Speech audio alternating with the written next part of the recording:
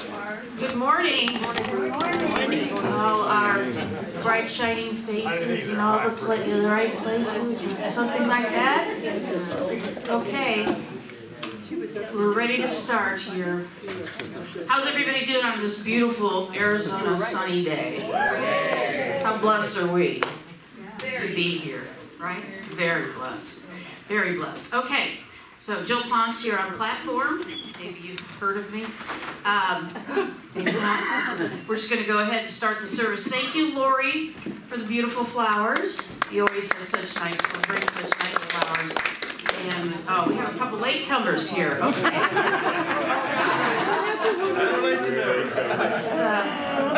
Let's simmer down. Simmer down. It is 9:59, but simmer down. We're a minute early. It's my show. I ran it how I want. All right. We've got the beautiful JaJas today. We are going to sing Christ in You and Christ in Me. You'll have the lyrics and you can sing along.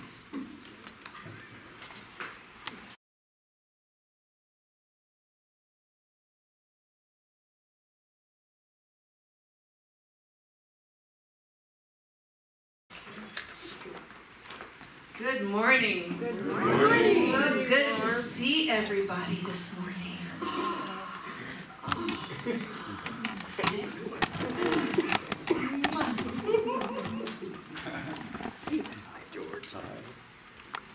Please sing along.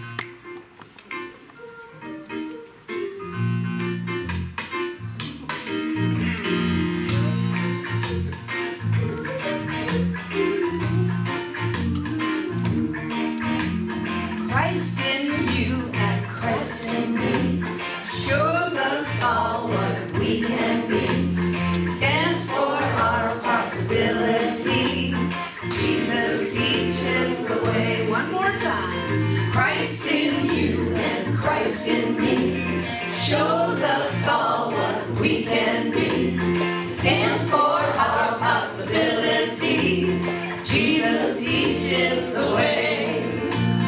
Go inside to where he dwells. We can emulate his ways.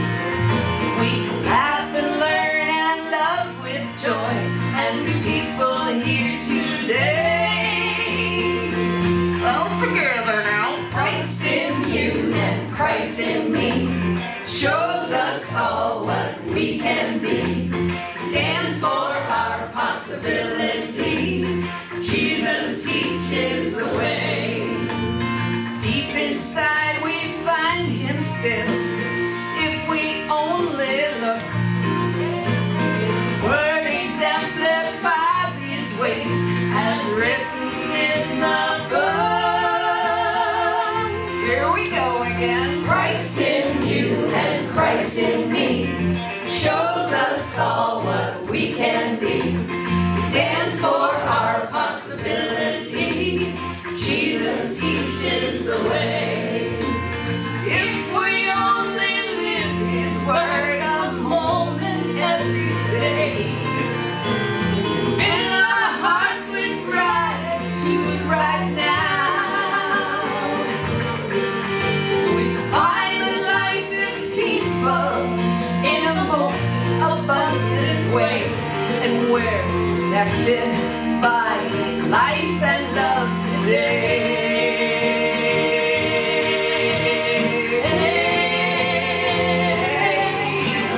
Christ in you and Christ in me shows us all what we can be. He stands for our possibilities.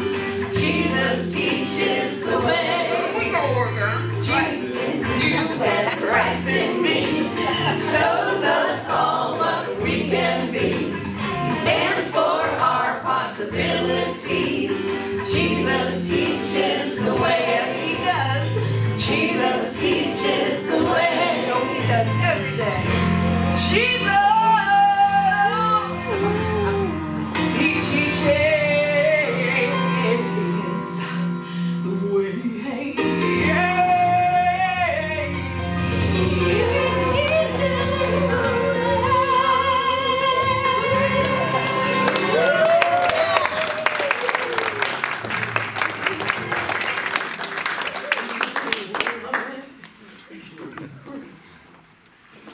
Beautiful, as always. Thank you. Great way to start this day. All right, we're going to welcome everybody. Thank you for being here, and thank you for the ones who are on time. Okay. Oh, sorry. Just saying. Okay. So, here we go. Welcome all online viewers as well. I'm sure you're on time, but we don't really know you're in your jammies. It's cool. Okay. And then any new guests we have here today. All right. Would you mind standing and telling us your name and what brought you here? Or all right. Hi, I'm Linda Downey. And Hi, Linda. I'm recently moved into the area, and I'm looking for a church. Very good. Well, welcome, and I hope you come back. This is a great place to be. Hi. Hi. Hi. Hi. That's good. Everywhere. Hello. My name is Frederick Kester. I spent 29 years up in Prescott at the Unity up there, so I'm very familiar with Unity. Okay. I sold my house in Tennessee and bought an RV, and I'm spending the winter at one of your neighbors down the road a ways. Awesome. And I didn't know you were here until a couple days ago. I've been going up to Unity of Mesa, Oh, yes. which is not that far. So this is closer. Great. We appreciate your being here. Thank you very much. You'll bring a lot of wisdom to our group. Thank you. And one more? 3 guests today. No, 4. 4. Hi, I'm Richie Weinstein. I'm from Seattle. I'm a snowbird. I went to Unity in Seattle over the years. My best friend was a Unity minister, and I studied a course in miracles. And yeah, I just want to connect with people and have a sense of community. So I'm here, and I love the music. We love the music too, and we love that you're here. You're going to connect with a great group right here. It's a very loving group. Yes, one more. Sorry. Welcome. Thank you. Good morning, everybody. My name is Kim Rector, and I am also from Seattle. And I'm also a snowbird, and my friends Barb and Rich brought me today. Oh, very good. Hi, Barb. Thanks for being here, Kim. All right. Well, that's wonderful. So we say a little prayer to you all. Would like to turn to all our new people and say, we love you, we welcome you, we bless you, and we welcome you. Thank you for being here. And if you need more information about this particular church, there's some information on the back, or Unity in general. So I hope you all come back too. Now I have to be in my best behavior. I'm sure to know that. Okay.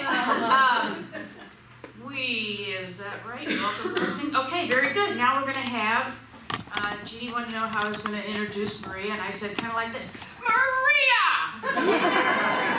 Hey, Maria Blaney, tell a little bit about her journey to Unity.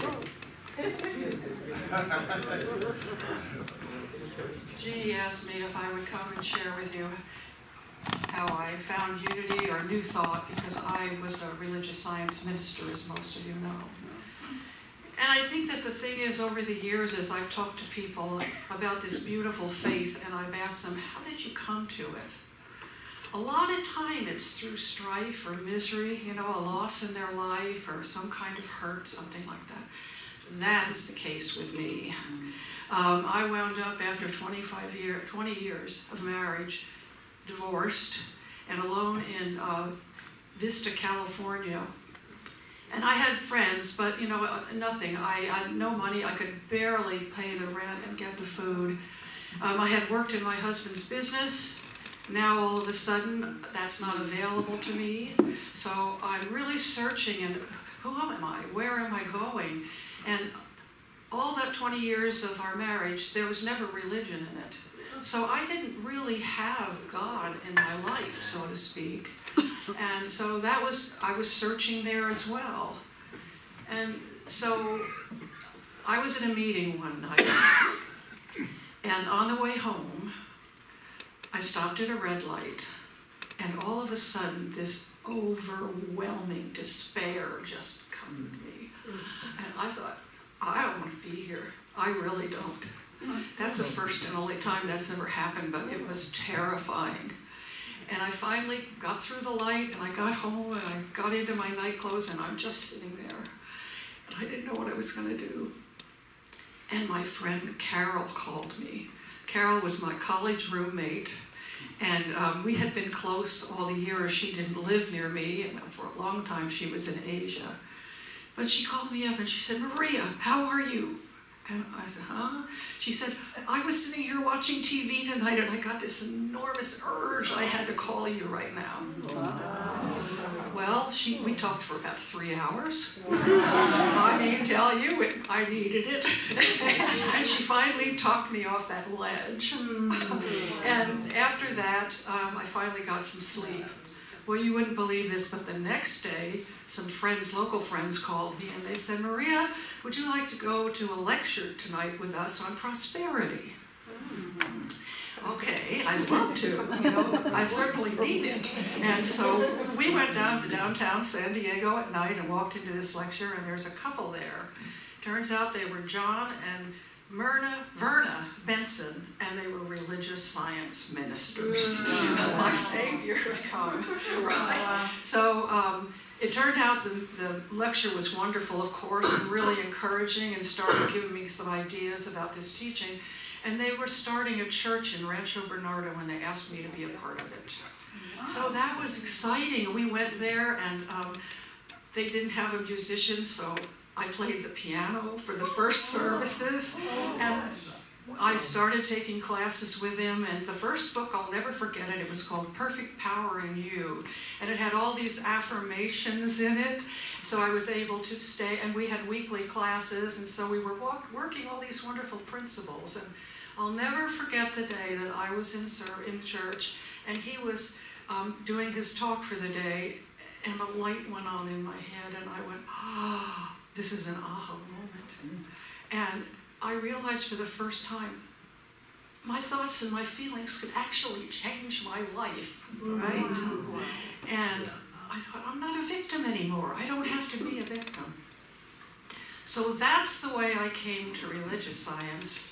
And I eventually went on to Las Vegas. And first thing I did was find a church there, Reverend Sheila Weldon. And wouldn't you know it, she had just started her church too.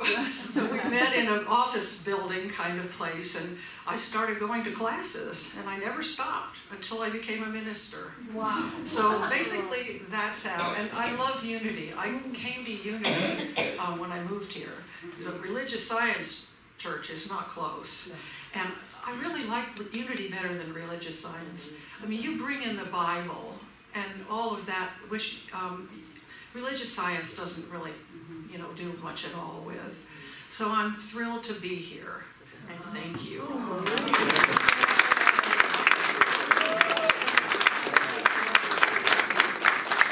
We're thrilled that you're here. That was a great story. Thank you very much for sharing. That was great. Next up, we have the opening prayer, followed by a song, meditation song by the JaJas. Mark Wentz.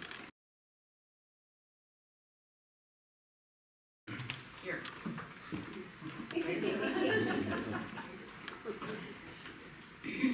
Just for the record, I was on time. We were preparing for the board meeting. Yes. But it's great to see everybody, especially 4 new faces. Thank you for being here. And that was a wonderful story, Maria. I didn't know that about you, and thank you for sharing that.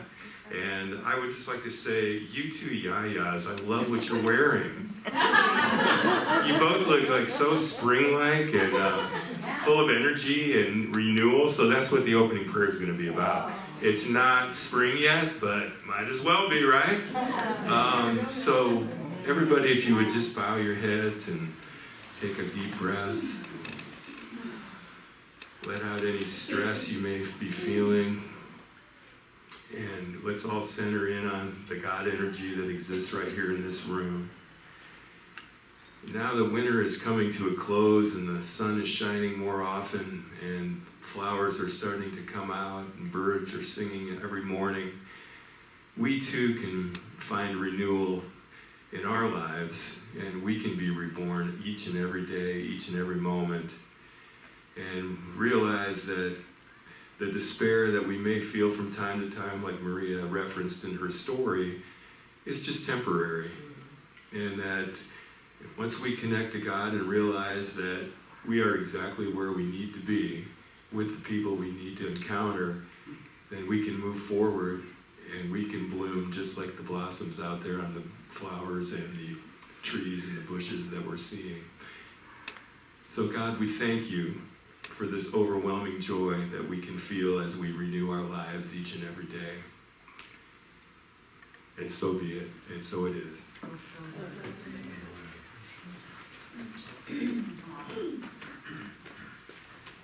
I will have the meditation song, and then I'm going to have Helen come right up after that, and she'll do the meditation combined with the daily word.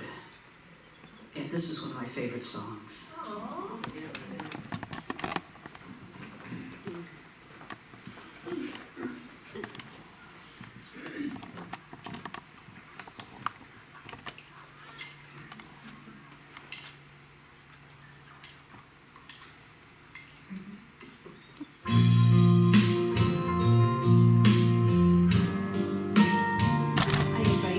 Close your eyes and go on this journey with us.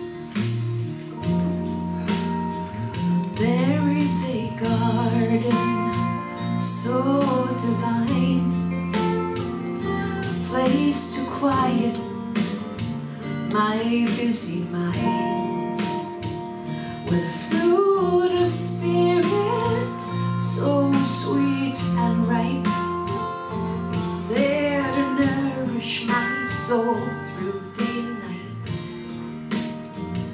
In Yahweh's garden, where the sky is clear, and the sound of silence is music to my ears, where the quiet voice of spirit reminds me who I am. I feel the oneness of the soul within the breeze. I am in Yahweh's garden.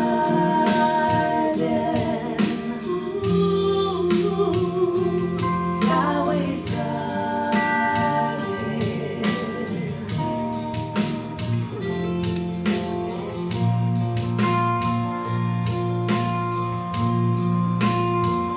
There is a garden where dewdrops shine, a place to steal my restless mind, where the blooms of Yahweh, so soft and pure, their fragrance floating in the silence.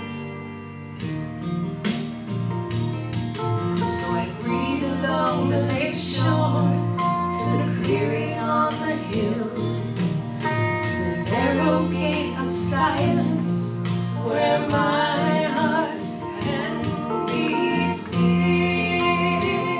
In Yahweh's garden, where the sky is clear, and the sound of silence is music to my ears, where the quiet voice of spirit reminds me who I am. I feel the oneness of the soul within the great I am in Yahweh's garden.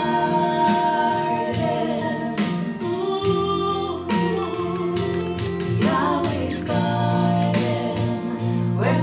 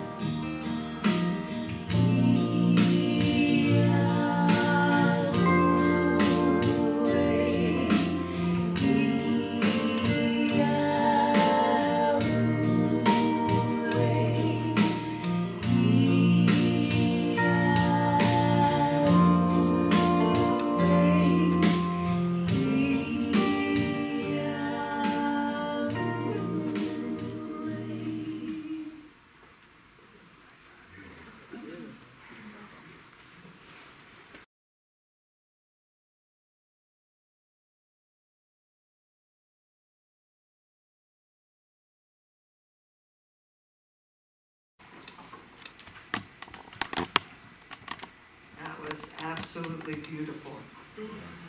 We're going to do things a little out of order today. Our daily word message is timeless. And from Revelations 21:1, then I saw a new heaven and a new earth. For the first heaven and the first earth had passed away. Now I'm going to ask you to close your eyes again. And in timeless moments, in the silence, discover yourself anew. Relax and let go. Withdraw an attention from your surroundings. Breathing deeply and rhythmically. Let your mind relax and your heart open. Enter your sacred inner sanctuary. Have no awareness of time. Hear no words. Think no thoughts. Feel no separation. Other than my speaking, there is only the richness of silence. The awareness, the awesome presence of infinite life, love, and wisdom. Be one with this presence.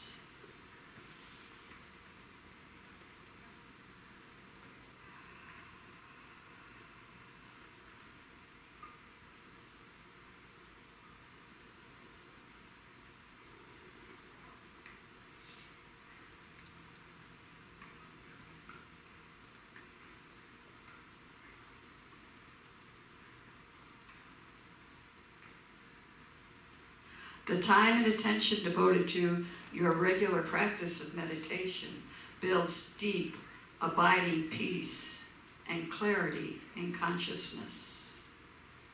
In these timeless moments, discover you have all you need.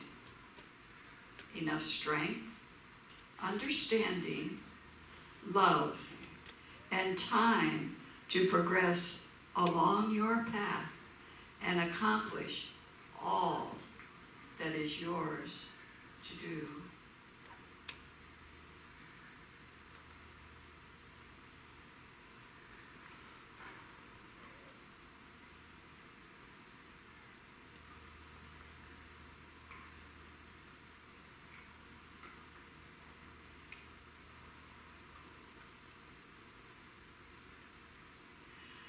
Many scientific studies have shown that while secular prayer, that means without including your God or your higher power, and meditation are effective, meditating or praying from a spiritual place is much more advantageous in self-healing, helps to lessen negative emotions, helps to change your perspective, calms your nervous system, improves relationships, affects your mood with positivity and optimism, reduces anxiety and fear, reduces physical pain, and creates a greater sense of connection with your higher power, other people, and even your environment.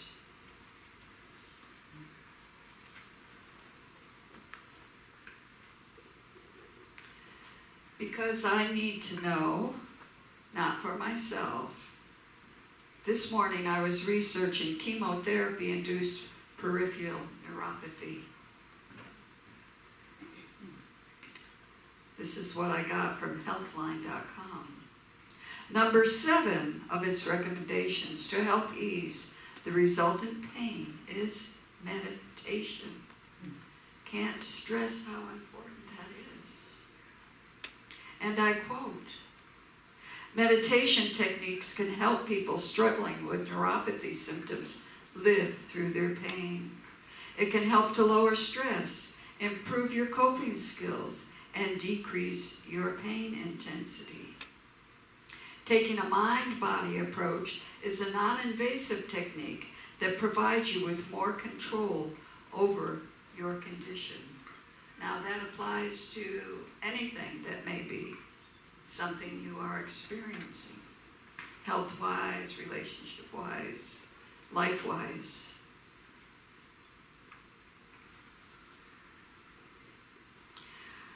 While we often offer prayers for others, right now allow yourself to pray for what will most fulfill your own life.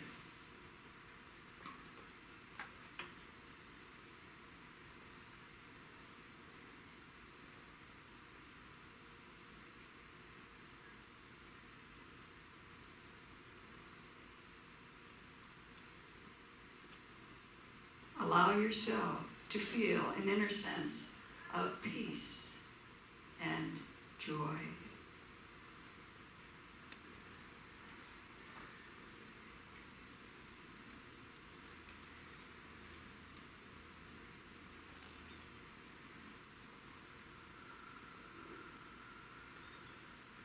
So remember, for any concern you are experiencing, turn to your higher power through meditation as one of your first remedies.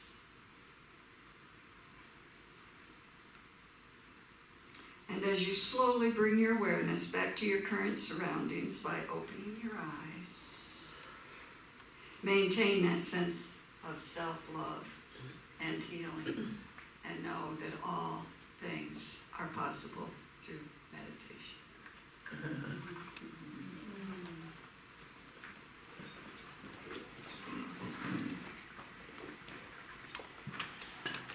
That was beautiful. Nicely done, Helen. Thank you. Next up, The JaJas! singing Unreasonable. Thank you. I made a mistake up here. It's Unreasonable, written by Reverend Joel Baer, who was the minister of Unity of Mesa for many, many, many, many years.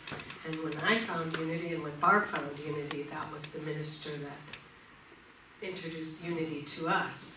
And he wrote this song, is that correct? And he gave it to you, and you put it to music. Yeah, yes. The song Unreasonable means, you know, today we're going to be talking about different states of consciousness, and one of those states is when we're in victim consciousness. And so Joel's talk was about this, and he said, be unreasonable. We have reasons why we're victims. We have nothing but reasons when we're in victimhood. So what we're talking about is be unreasonable. Rise to the higher level of consciousness. So we're going to ask you to sing along. It's easy, don't worry. It's a little chant in the middle and throughout the song, so you'll catch on really easy, I promise.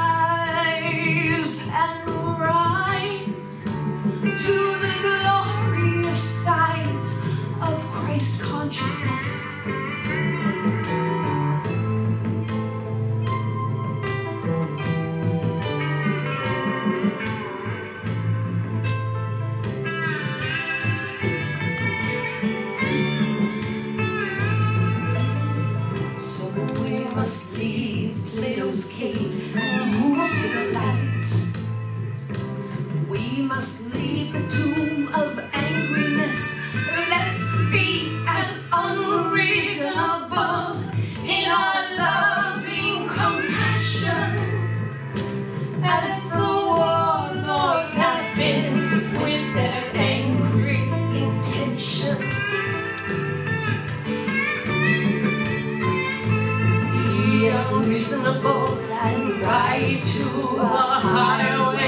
of living.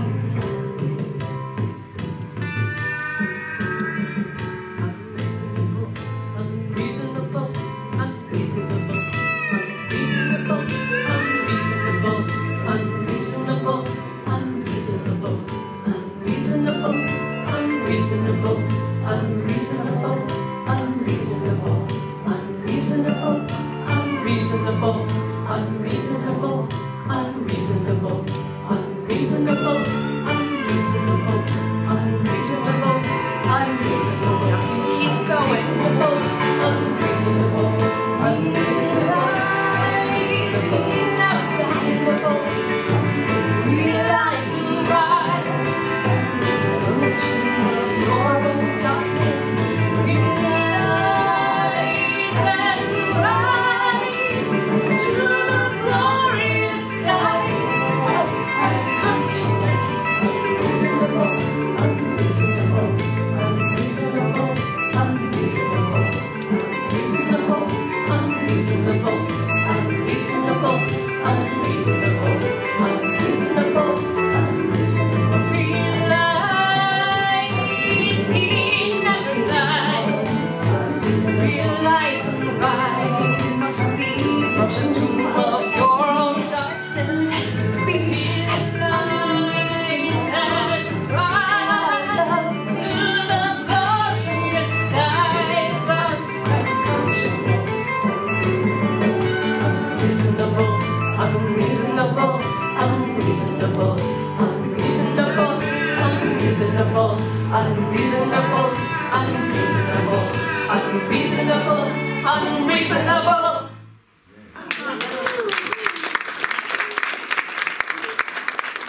Choir here. Thank you, Jolie Bayer.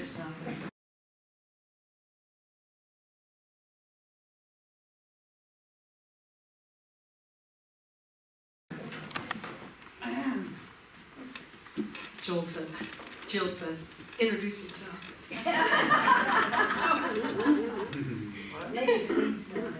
The Reverend Jeanne, their lesson today.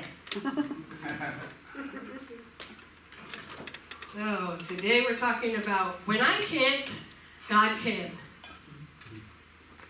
And the Spirit can do for us only what it can do through us. There are 4 levels of consciousness, according to Paul Hasselbeck, very prolific Unity author that is still alive and writing today. In his book, he wrote Heart-Centered Metaphysics, which is one of the textbooks that I have had several classes in Unity for my studies. So he says there's victim, victor, vessel, and verity consciousness. So vessel consciousness, or the through me, is the 3rd stage of spiritual awakening, after the why me, or the by me, stage of consciousness. So the victim is the why me stage, where we think that life is just happening to us, where we feel really out of control. And we feel like we're the victim of all of the circumstances that happen in our lives. And there's a lot of whining in the why me stage. What?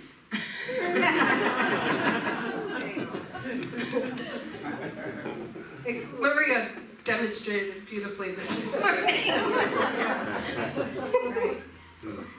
But if we stay in that stage, there's just not a lot of spiritual growth at all. We can whine, we can talk to our friends, we can do this for hours and hours and days, but there's not a lot of growth. Especially if you have friends that agree with you.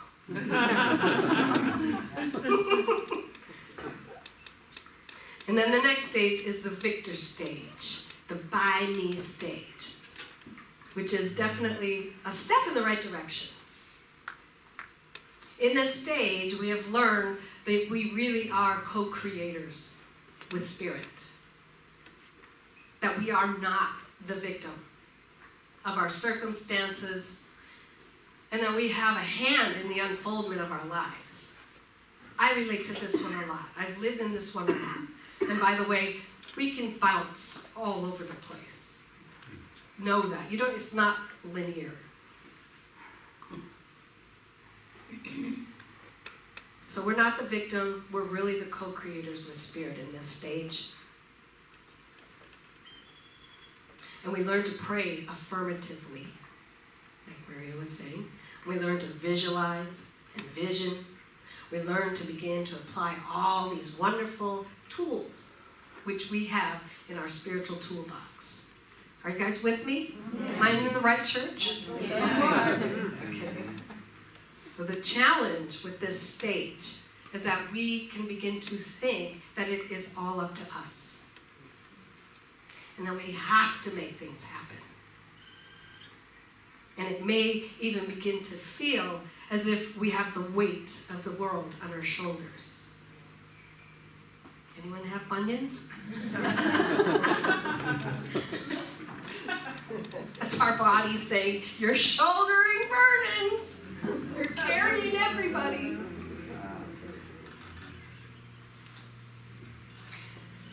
So there's not a lot of relaxing in this stage. This is the thing. Show us she's so busy.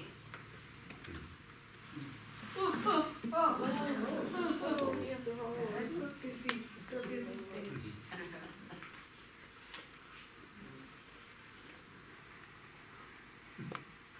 So, again, in this stage, we're challenged to think it's all up to us and that we have to make everything happen. So we can also go to the, well, what's wrong with me? I guess I'm not doing it right. What did I do wrong? Did I not say the prayer right?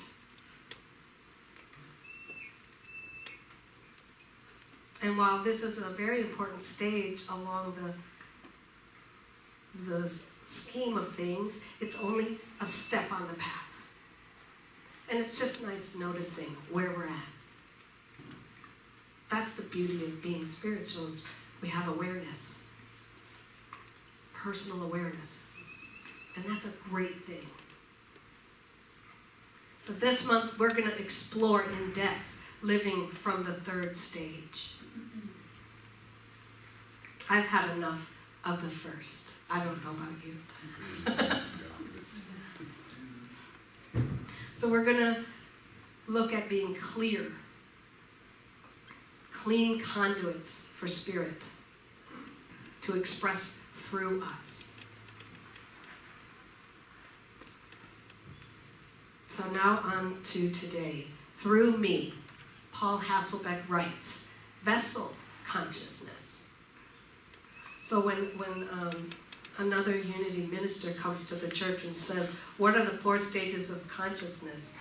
From unity's standpoint, on the cutting edge of the modern writers, we have victim, we have victor, vessel, and then we have verity. So we're working on vessel, which is the third stage. And it occurs when I have realized there is something greater or bigger than I think, feel, or believe I am. This something greater is God, Spirit, Christ, or divine mind. Just to name a few of the 1,000 of names that this has. I believe I am an instrument, a conduit or a vessel of God, or Spirit, or divine essence. This consciousness is when I believe I am an expression of God. But this is still not quite consciousness. I mean, it's not quite oneness, which is the 4th stage. Verity consciousness, no separation at all. That's the 4th stage. So we're in vessel. So Ernest Holmes writes in the Science of Mind textbook, Spirit then works for us by working through us and is us. always. It cannot work for us in any other way. It spreads itself over the whole universe and shouts at us from every angle. But it can become power to us only when we recognize it as power. And today we will explore a concrete, tangible way that we can recognize it. Recognize God as power in us, as us. So it's a powerful and empowered way of thinking. It's an attitude. And perhaps it's not different from what you've already been doing, but perhaps with a slightly different twist to it. So I'll set the tone for this morning with a little story. Taylor had a kiosk in the mall. From his kiosk, he sold high-quality items, better than others, slightly higher prices from others. But people paid the price anyway because they loved the quality. Taylor's friends convinced him then to open a store. And he did. And he had the same high-quality merchandise, and the prices needed to be just slightly higher because his expenses were higher. Well, the customers were coming into the store, but those who did come into the store were not buying anymore, just looking. So Taylor got despondent. He was sure he had made a dreadful mistake by opening a store. He should have stuck to having his little kiosk. Gosh, why did he stretch like this? He thought. He wallowed in his fear for a little while, but then he decided he needed to take on a partner. So each morning, Taylor and his partner would sit down and they'd make a list of what needed to be done and who was going to do it. Soon, business did start to pick up. In fact, Taylor and his partner became very, very successful.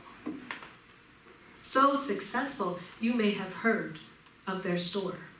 It is called Lord and Taylor.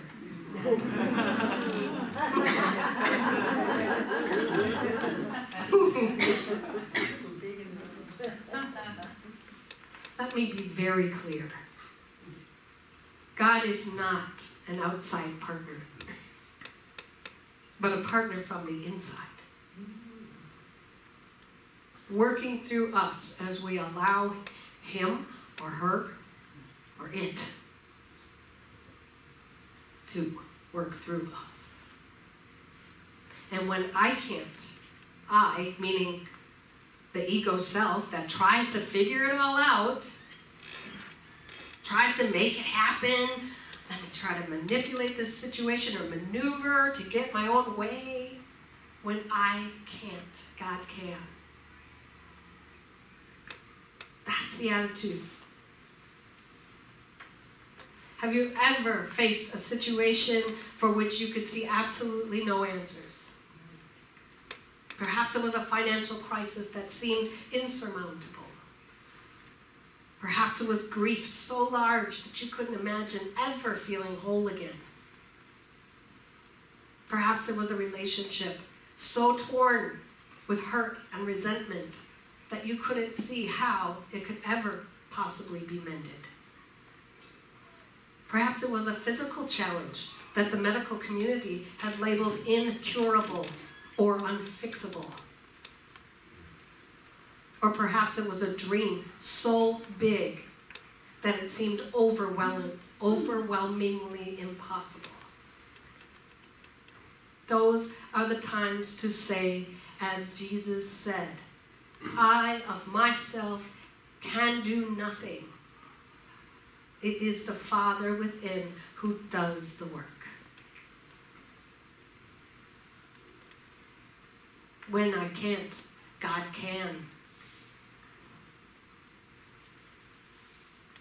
When we are in fear and doubt, uncertainty and pain, when the challenge or the dream seems bigger than we are, and we can't figure it out, God can. We have to turn it over, and then you have to release it. Let God's infinite intelligence and divine harmony work through you and just handle it. I know how this might seem to you, a little Pollyanna or a little unicorn and rainbows. Please don't go there with me. That's not what I'm talking about. I'm talking about you turn it over in faith to God, and God handles it, and know that. So what does this attitude do? It opens up a space for us to allow God's intelligence, love, and creativity and abundance work through us. So here's an example by a girl named Lisa. She was in upset, she was hungry, and she was tired. Let's say she was hangry. And she was hurried. She stopped into a fast food place to grab a quick dinner between work and choir practice, and after ordering, realized she had to put her wallet in her fanny pack. She had put her wallet in her fanny pack earlier that day and had not transferred it to her purse when she left for work that morning. She had to confess when she got to the pickup window that she had no money and she couldn't pay for dinner. So she had to go home and make her own dinner. And after calming down and having something to eat, she remembered that there was a ton of change in her car, in the ashtray. And her fanny pack with her wallet in it was under her seat. Couldn't think of either of these things while she was in upset. But as soon as she calmed down, they came to her. Turning our problems, our challenges, and our big dreams over to God is a way to move through our upsets. And my God, if you can't do it alone, call a friend. Not one that agrees with you.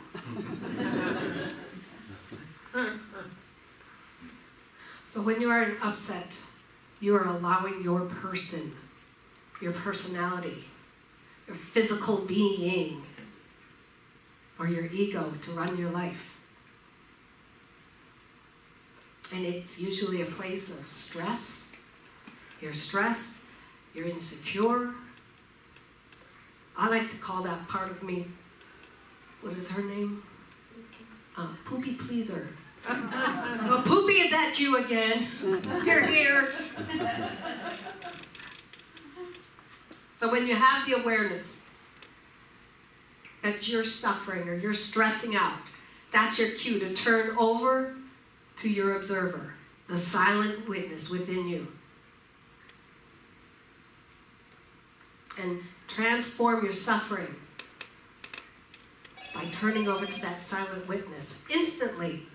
It's not going to take weeks. I'm sorry, it's not going to take weeks. It's not going to take days. It's an instant. Are you with me? No. Okay. The Apostle Paul told us, "Be ye transformed by the renewing of your mind." Could that be what he meant? Have in you the mind that is in Christ Jesus. One of my favorite passages from the Science of Mind, and one that I have turned to often, says, "Stay with the one and never deviate from it. Never leave it for a moment." What is that talking about? The one. That's our higher self, not the person, not the personality. Rise. Nothing else can equal this attitude. To desert the truth in the hour of need is to prove that we do not know the truth. In other words, we fall back into our victim consciousness, just temporarily. When things look the worst, that is the supreme moment to demonstrate to ourselves that there are no obstructions to the operations of truth. When things look the worst is the best time to work. The most satisfying time to do the work. The person who can throw himself with a complete abandonment into the limitless sea of receptivity, having cut loose from all apparent moorings, is the one who will always receive the greatest reward. How many times have you noticed that when you stood up for yourself and you finally said what needed to be said, you were blessed tenfold? When I can't, God can. Speaking of a God can, here's an idea. The next time you finish a can of pop, some soda, take a can and write a word on it. God. Now you got a God can. So you have a challenge. Write it on a piece of paper and stick it in your God can. You can't get it out. Release it. And then if the problem comes back, you say to yourself, oh, I put that in the God can. It's taken care of already. I don't need to deal with it. I think it's a cool idea. I love it. And somebody's next week, bring me a can that show me your creativity.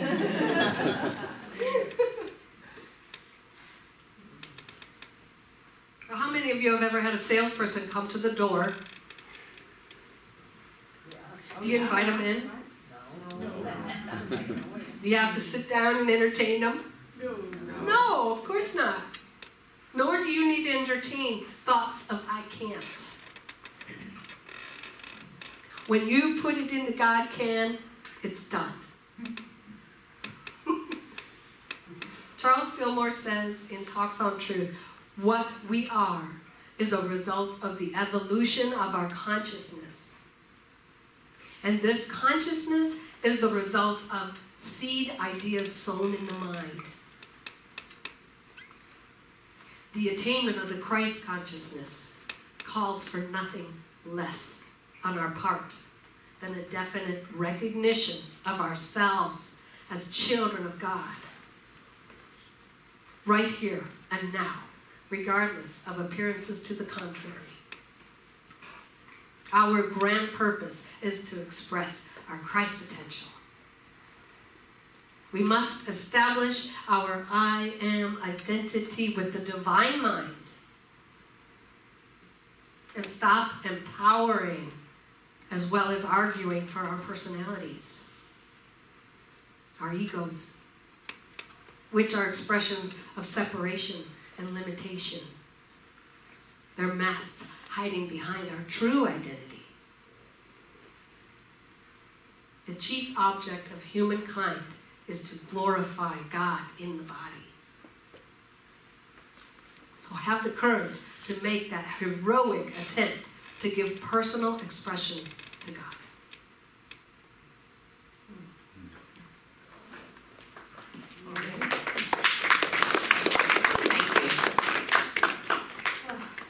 That was great.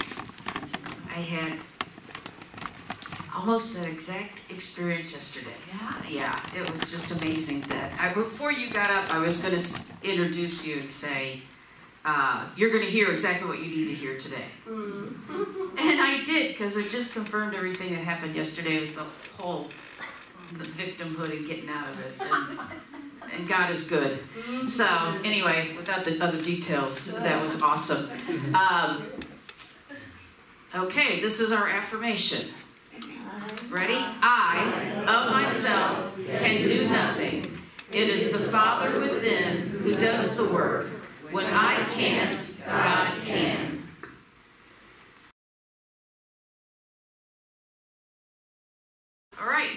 And now it's time for our giving, and we will have a song from the JaJas as we pass out the beautiful blue baskets, bags, or whatever. Okay, and so we're going to do the offering blessing first. Ready? Yes. All right. Divine love, as me, blesses and multiplies all that I am, all that I have, and all that I circulate. I am so blessed. Thank you, God. Please join us in singing.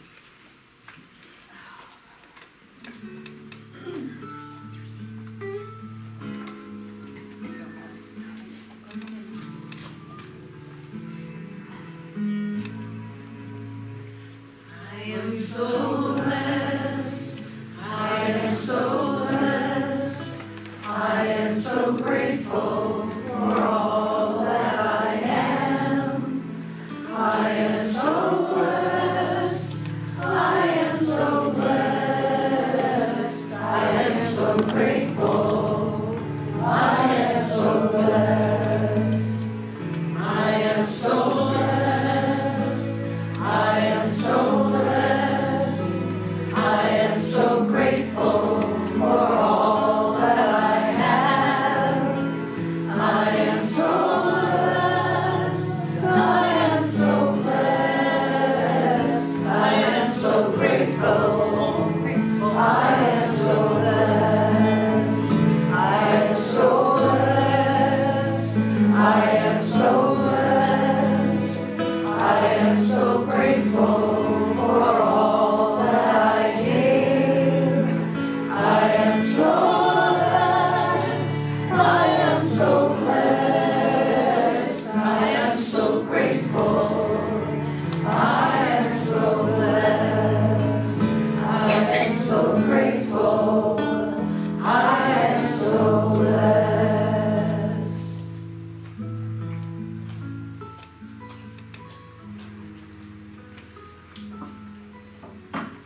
And now for the offering gratitude prayer. We give thanks for these many blessings of today, and know they are but a symbol of the inexhaustible substance of the universe. I give thanks that 10 times this much or more is now on its way to me and quickly manifests in perfect ways. All right, announcements. First off, our prayer partner today is Kate Turner. Thank you, Kate. She'll meet you in the back over here if you need a little help. Board meeting after the service today at Mark Wentz. That's it? Oh, here we go. Hey, hold on. Please hold. If you don't know my address, talk to me at the end of the service. Okay. Talk to Mark about getting there to his house. It's not far. Okay. Friendship Sunday will be next Sunday, March 17th. Wear your green if you're Irish. After the service, it's going to be at the Stone and Barrel. Do we have a sign-up sheet back there, and who's taking care of that? It's back there. I don't know who's taking care of it. Okay. Kate will take care of that. Okay, so that sounds like fun. That's a good restaurant. All right, service day we have coming up on April 19th. The Feed My the Starving Children, and there's a sign-up sheet back there too, Mark? Yes. Yeah, April 19th, 2:30 to 4. Must be available to stand for 1.5 hours to help out with this service project that we have. Okay, and then prayer team meets every Wednesday at 10. Julia Norton is the person to contact. Reiki Share group every Tuesday, 9:30 with Betty. Metaphysical group meets the second and fourth Wednesday at Sheila Taylor's. Bring your own snacks. And next Sunday we have music with Jennifer Sheets. One more announcement from Kay Davis. She was generous enough to bring us some oranges. And so there's bags of oranges over there. So if you'd like to take some of those home, please do. All right. And then, do we have any other announcements? I do, Jill. I'm just going to leave my address on this back table. Okay, Mark's leaving his address back there. You can snap a picture of it or something like that, okay? And I understand that the Reverend Jeanne has another announcement. Okay.